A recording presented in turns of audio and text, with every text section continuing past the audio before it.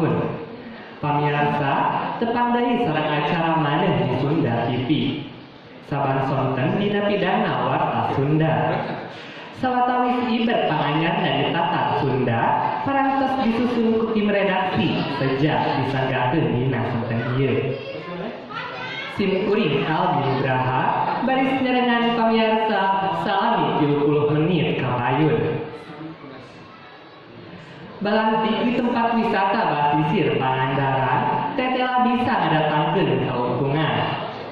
Balantikna oge bisa diandalkeun pikeun kabayuan keluargana.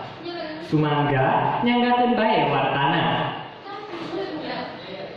Di kawasan wisata Pangandaran tiba heula ka kiwari teu saeutik nu ngahaja nyiar kasa buktina balantik rupa-rupa kadaharan jeung kaulinan.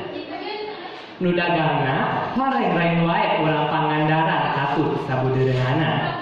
Tapi oge teu saeutik nu jualna ti Sumedang, Garut, Banjar, Ciamis jeung sajabana. Salah sahiji nu dagangna teh nyaeta Ude Supriyatna, urang warga Garut nu geus sulasan taun dagang pasar cuanki di basisir Pangandaran. Nurutkeun Ude, ari meulekeun mah balantik cuanki di basisir Pangandaran teh ngadatangkeun untung anu lumayan gede. Ude oge bisa ngabayuan keluargana tina aladan balantikna teh. Buktina, ayeuna di desa popoena Ude bisa ngalabati tepih ka 300.000. Nurutkeun Ude jeung padagang sejena, nu dagang di Pangandaran teh boga beunggeutan atawa organisasina. Eta teh sangka nu dagangna tartib jeung aya nu ngurus mun aya parea persoalan. Pamirsa, iber nu nembe mangrupi pidang warta anu pamungkas dina sonten ieu.